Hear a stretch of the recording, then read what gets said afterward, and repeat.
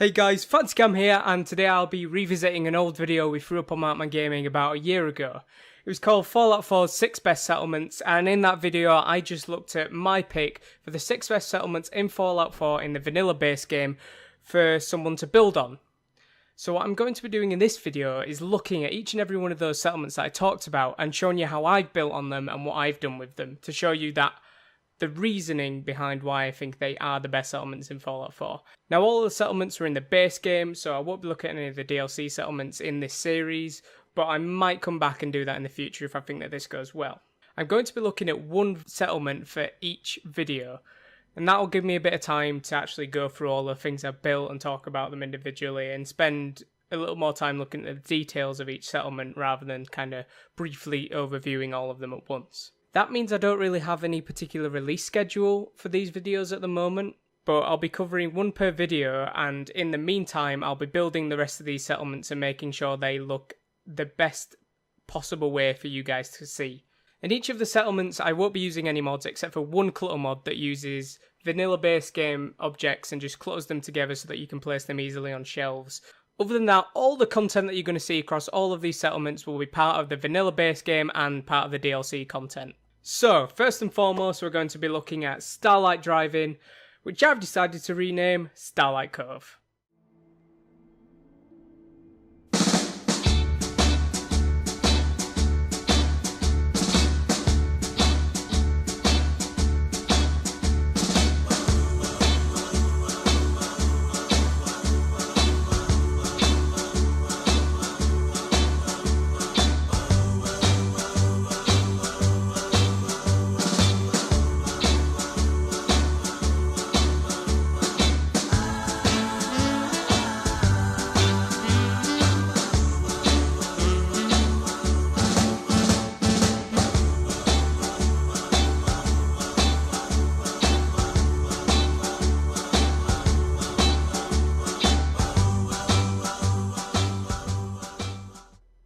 So this is Starlight Cove, the theme of which is a companion hub, a place for all the gang to live in style and comfort, at least as stylishly and comfortably as a post-apocalyptic 2287 wasteland can offer anybody. So we're going to go inside and have a look. This is just kind of the signpost that lets you know about what's ahead. I have a feeling like the Starlight Cove will be fairly famous across the wasteland because it's quite a big build. It's got a big exterior wall, so it's very protected. I imagine quite a few members of the wasteland would like to live there if they could, but obviously there's only so much space for so many people. That Brahmin just teleported away. That's also a built-in feature. So I've got a flag out front because this is a Minuteman settlement. The character storyline I've gone down with is the Minuteman storyline, the Minuteman ending, everything like that. The game is completed, so all the companions I have experienced kind of the ending of the game, meaning there's a couple of companions that I couldn't have, but I'll talk about that a little bit later on. So this is just the entrance here. This is where everybody comes through. There's also a back entrance, which I'll show you towards the end, but that's not for visitors or anything like that. That's just in case of emergencies. But this entrance area is just that. It's an entrance area somewhere visitors or traders can kind of sit back and relax while they wait for one of the guards to come along and guide them through, make sure they're okay. And this is a little armament area where all the guards can stock up if they need to, if we ever get attacked, and it's kind of an emergency last minute kind of thing. If people are coming at the doors straight away, you can run in here, grab some ammunition, close off the doors, and defend the settlement. And this is kind of a little offering for anyone that comes to visit the settlement. So my thought is, with all the companions living here and it being a major Minuteman settlement, they're kind of well off. They're better off than most of the people in the wasteland, and this just allows them to give water and food to anyone that might be visiting, that might have been walking the wasteland for a while and needs to stock up. And this table sometimes has a guard site. If there's a settler that wants to move in here and there is free space, the idea would be that they'd sit at this table, speak to them, check that they're going to be useful in the settlement because they can't move in unless there's something they can offer. Make sure that they're not a raider or a mercenary or anyone trying to get through the gaps, and we'd have someone to kind of review them and make sure that they're okay. And I'll just check in here as well. This is the back of the main bar area. I'll show you the biggest part of the bar in a second, but this is just the interior. Over here, you have the guy working the bar. and he can actually serve you because that is a bar from the Vault-Tec DLC, I believe. So you can actually buy drinks. Any of the settlers can buy drinks from there as well. You head upstairs. This is just a nice little sit out area. If you've got a drink from the bar downstairs, you can always pop up here and relax. It's a little out of the way, so there aren't people walking around you all the time, bumping into you. A bit more secluded and nice. Then over here, just a guard post where any of the guards can look over and make sure everything's okay. If we did get attacked and they did get in past the exterior walls, then this would be a really good place to have the kind of high ground and attack all the people below, shoot down on them, and solve the problem much quicker. Okay, so we're heading through the main entrance. This is one of the guards. They are all labelled Minutemen, which I just used another mod for, which I'll also put in the description, but it doesn't really affect your settlement at all. It's purely for role-playing purposes. Just allows you to change the name of settlers from settler to something like Minuteman or Farmer, or give them an actual name if you like. So this is the main guard post. This is just in case anybody rushes in. This is the Starlight Guard quarters. So as you saw there, that miniman that's walking around, all of them are outfitted like that. And they protect the settlement. They're not companions themselves, but they protect the settlement. And this is just where they sleep. Kind of a rounded quarters for them all to stay in at once. It's nothing too special. They're not a particular companions. I didn't want to spend too much time building them anything special. As I say, this is part of the clutter mod, so you can see all the clutter here. Just because this is Starlight Guard, I like to think that this is where they could come grab ammunition, refill, kind of a little armory for them. Okay, so over here is the bunker, which is the bar I was talking about before. This is where you can actually buy the drinks, and then you can just go and stay in the bunker over here. I like to think the bunker is owned by Hancock, because back home, obviously, he owned his own town. He was the mayor of his own town. So over here, he owns his own bar where he can kind of hit his chems and drinks and do whatever he wants. So the bunker belongs to him, but I'll show you his house as well after this. It's got a pool table, some little bar stools, bar chairs, little tables for two, and then booths if you want to eat as well. You can grab some food and sit down and eat. It's got a nice jukebox there. And the bar stools here if you actually just want to sit around the normal bar. Hey, Codsworth. Okay, so we'll check up here. This is Kate's Cuts. So my idea here was that when Kate isn't out breaking skulls, she's at her own barbershop called Kate's Cuts, which, because if you do the companion quest with Kate, then you can get her off with the chems, and it seems like she doesn't want quite as hectic a life as she had before. So I decided in her spare time I'd give her like a normal job that she does while she's here, and that's just a barbershop. And with the Vault mod, it allows you to actually have a barber chair in here, so I can come here and Kate can give me a haircut, I guess. This is part of the clutter mod as well, just covering this all up.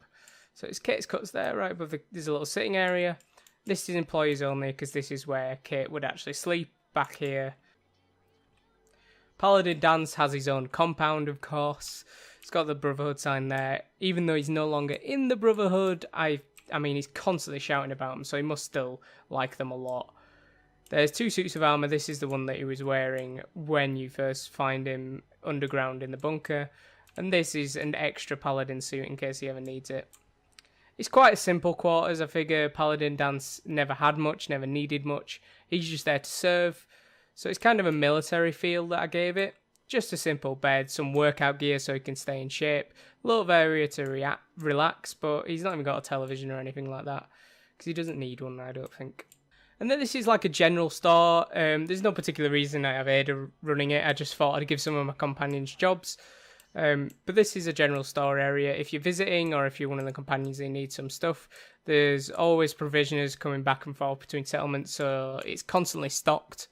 And that means that the companions that live here don't feel like they have to go out and get things if they don't want to. And then any visitors can come and do trade with us, which keeps stock replenished and brings in lots of caps for the settlement. Okay, so we'll head up here. This is one of my favourite bits, is kind of this elevated area, because I wanted to build a settlement quite similar to how Diamond City is very compact and dense, and there's buildings on top of each other, there's overhangs. Not everything's kind of on the floor and has its own space. And I wanted to give this that feel as well, because I think it's quite wastelandy to have a very compact area, because you need to protect that area, so you don't want to build it out too wide. And obviously there's radiation everywhere, so when you find a spot that isn't radiated, that's where you want to build on. So it's nice and compact, everybody lives close together. So this is Dogmeat's house. He gets a house within a house. That's more like his bed, and he has his own pet cats, which I thought was quite nice. That was completely unintentional. I couldn't find the dog bowl at the time when I was in the settlement maker, so I guess I put down a cat bowl instead. And then when I caught some cats later on, using the Monster Workshop DLC, can't remember exactly what it's called, but when I used that, I caught some cats, and they live with him now, so I like to think that Dogmeat has his own pet cats, which is nice. He's got a little radio to listen to, a couch to wreck if he wants to, but most of the time he just spends it in his doghouse relaxing, because otherwise I've got him running errands out in the wasteland, like picking up guns and chems. And this is Strong Shack, which honestly is quite a lot of luxury for him, but I definitely wanted to go for like a rustic super mutant feel. This is from the Nuka World DLC.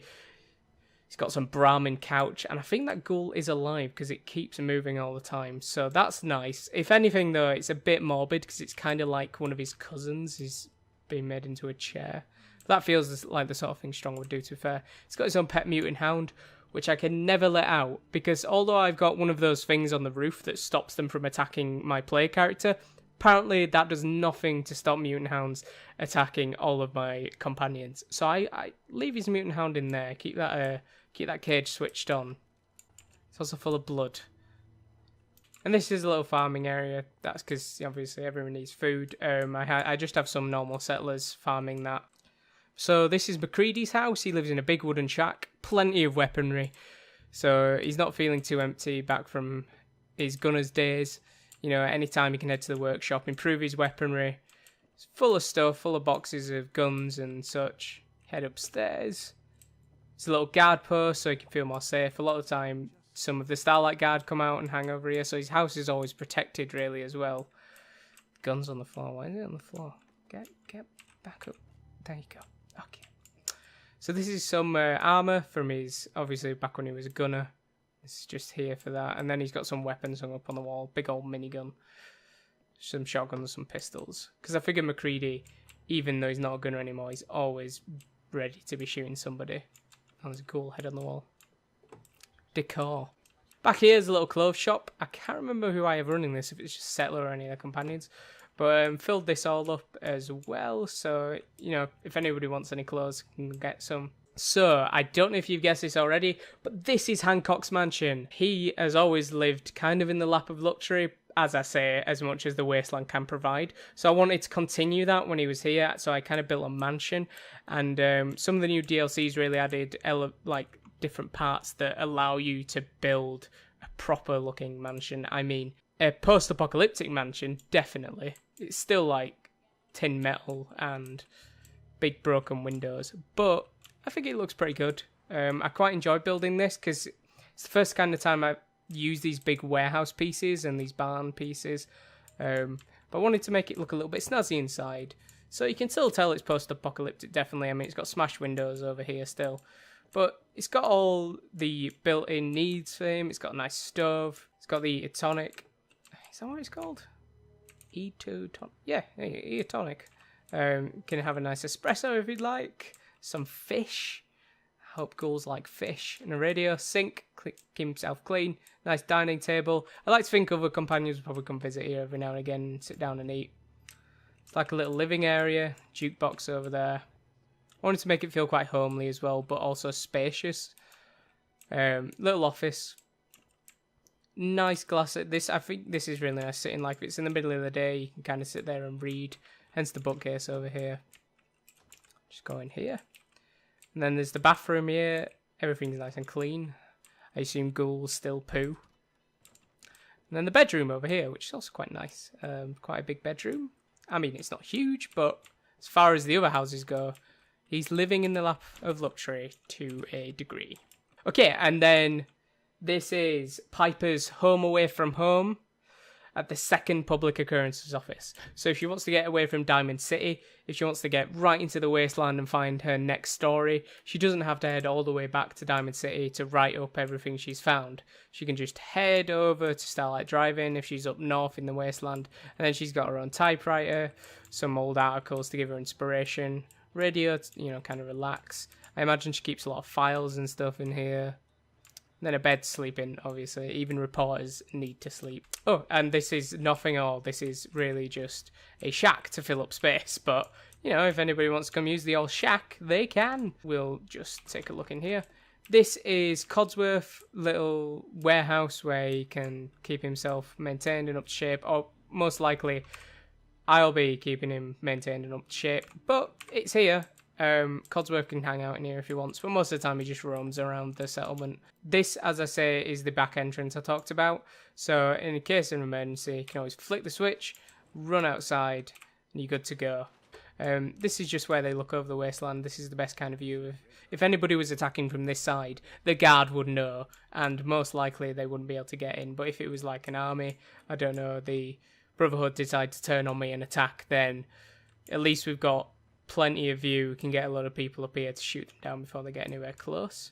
Okay, so this is Gage's house up here. I don't know why there's a bumper car out front. I just like clutter. Like, I like the look of clutter. So she's working out in here, but it's not her house. So we've got Gage's house over here. I went with the operators in the Nuclear World DLC. That might not mean anything to people who haven't played it, but basically they're the ones that like money. So I used a lot of their stuff in here when I was building a house for Gage. It's just kind of typical raider house. Not anywhere near as many dead bodies though. I didn't want to build it too snazzy, but I kind of wanted to give him some, you know, like a bed, a toilet, all the basic needs. You can also check back here. There's just stuff. I mean, I didn't really think of building this for any particular reason. This is where I'd say any of the kind of workers and settlers around would go back here if they needed to do maintenance on all the electrical, like all of the these things. If any of these needed fixing, I'd assume all the settlers they can take a break back here, but while they're doing work on the settlement, fixing everything up, this is where they go grab some tools, have a little workbench here to fix things up, stuff like that. So this is a little clinic here. I have Curie working in the actual, it's called the Starlight Clinic, by the way. Got a little camp station out front. So anyone gets injured or anyone's visiting and really needs help, they can always come in here. It's quite nice for a wasteland clinic. It's much nicer than most of the ones you'll see anywhere else. So I'm sure people far and wide would come here just to get treated. And Curie, obviously, when she's not traveling the wasteland with me, discovering new things and doing her research, she can come back here and research some more or help people with the medical knowledge that she has. This is a surgical chair over here, so if I want to get any work done, look, get that nose reduced, I can. I also made a little automatron called Dr. Clarence. I'll see if I can find him while I'm walking around, but he just works out here in the actual clinic store where you can get your chems, get your stim packs and whatnot. If Valentine is trying to tackle a particularly taxing a case and wants to get away from all the hubbub of Diamond City, he can always come over here in his second detective agency in Starlight Cove. I was really happy with this build. I really like these kind of train cars that you can build with. I think it really adds to the rustic feel, and it means that everything doesn't look samey, because obviously with the vanilla base game objects, once you built these metal walls and the wooden walls, you've kind of used everything, and everything can start to look very similar. But these kind of carts look very different, and I thought I'd use that for Valentine's Detective Agency. Felt it fits him really well. You know, he's just got his desk. You can come here and be like, I've got a problem, help me out, guy. This is like a waiting area if there's quite a lot of people coming up. And then he keeps files and everything back here. This is somewhere he can relax if he really wants to, although it feels like Valentine never relaxes. And then a bed, which he doesn't need, but if his assistant comes here to help him out, then she can sleep in the back. So I'll open this up as well. Now in here, this is one of the first things I built actually when I got here, and it's the first time I felt like I used this space properly. I was really happy to find out that even though it's like a tiny pool of water, which obviously takes away from the realism a little bit, but let's pretend it's a deep well, you can actually add the biggest water purifier to it and it works perfectly well. So this settlement has plenty of water going to it, and I powered that by sneaking the cable through the window. I was really glad that there wasn't like an invisible wall in the glass, and that is an actual open space where you can feed wires through, which is great. So I built this all around here. This is kind of an all-in-one maintenance area.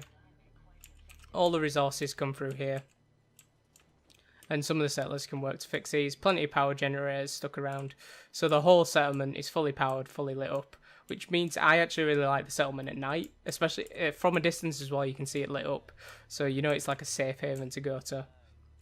Then here's just some settlement management. I think this is part of the Vault-Tec DLC. Allows you to check on all of your different jobs that your settlers are doing.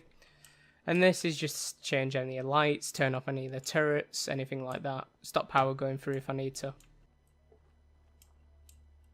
I like to think that old Longfellow likes his solitude, so he tends to stay in his house back here behind the bunker. He's got some fishing gear because he loves a bit of fishing even though there's no water nearby, but don't tell him that. So he stays back here around the back of the bunker, which gives him a very short walk from his favourite watering hole when he wants to kind of clamber out of bed and actually go get a drink with people. Or by himself. He normally goes by himself. So that's all of the actual settler and companion houses. So that's where they all live. I do realise I haven't built anywhere for Deacon or X688. It's nothing against Simps. I just caused a little bit of trouble at the Institute and forgot to give Deacon my bedroom eyes before the railroad had all but ostracised me. So problematically, it means I don't get to have either of them as companions anymore. Not too bothered about X688 because he had about as much personality as a wet flannel. But sadly, I quite like Deacon as a companion. It just so happened that after completing the campaign, I completely forgot that I needed to have a certain level of interaction with the railroad so that I could keep Deacon as a companion, and I just hadn't done that. But I managed to get everybody else, and the only group that actually doesn't like me is the Institute, but they don't really exist anymore. So I'll head back out here. This is the last thing I want to show you. Okay, so this is Barker's Barracks. Barker's just one of the settlers, and I thought that I'd name the barracks after them so that they kind of own it. It has an armourer over here and a weapons kiosk over here.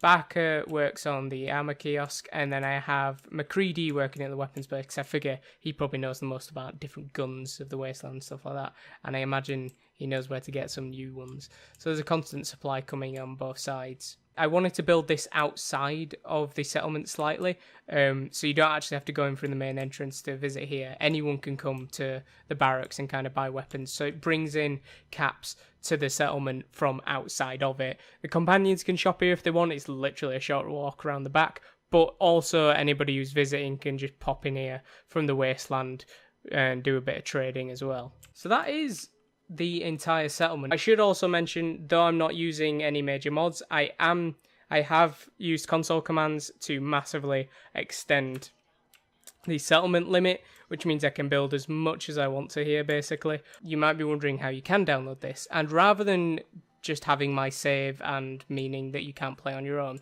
there's actually a mod that I've got, and a mod that you can get yourself as well. It's on the Nexus. I believe it is also on Bethesda.net, so hopefully you can get it on consoles, but you'll have to check that for yourself. But if not, you can definitely download this settlement on PC if you want that, because I'm not going to upload it unless you guys ask for it. But if you do, you can actually get this settlement by getting the mod I'll be putting in the description. What the mod does is it saves the settlement as an external file, puts that into my computer, and then I can upload that anywhere. And if you have the mod, you can just download that file, put it in your data file in Fallout 4, and when you pop up the game, you just access the mod and you can have that settlement in your save. But feel free to do whatever you want with it, absolutely. And if you can destroy half of the settlement if there's just one building you really liked, keep that, get rid of everything else if you like. I really don't mind, do what you want with the settlement. But I just thought I'd show it off and show you how much you can do with Starlight driving, kind of prove to you that my video on Fallout 4 6 best settlements was worthwhile. Okay guys, this has been Fancycam from Mountain Gaming. I really hope you enjoyed this video and enjoyed the settlement itself. Hopefully it was impressive enough not to be just an over crap settlement. As I say, the minute I get another settlement finished, I'll make sure to get another video out for you guys. I'm not doing it in any particular order. As you can tell, I've already broken the order, because in the original video I did start with Sanctuary Hills, but I've completed this settlement first, and I thought that it would be a good place to start. I'm going to try and make each settlement have a kind of theme to it, be a bit different than just a nice build. But we'll see how it goes. For now, guys, this has been Fancycam, as I said. I really hope you enjoyed this. If you'd like to get this settlement for yourself, be sure to leave a comment and I'll try and get that uploaded for you. See you later. Other buildings. We come through the door here. Close that. You'll see that it's kind of a tight area. It's built between these tall buildings here in the middle of Boston, which in fairness is one of the most violent places.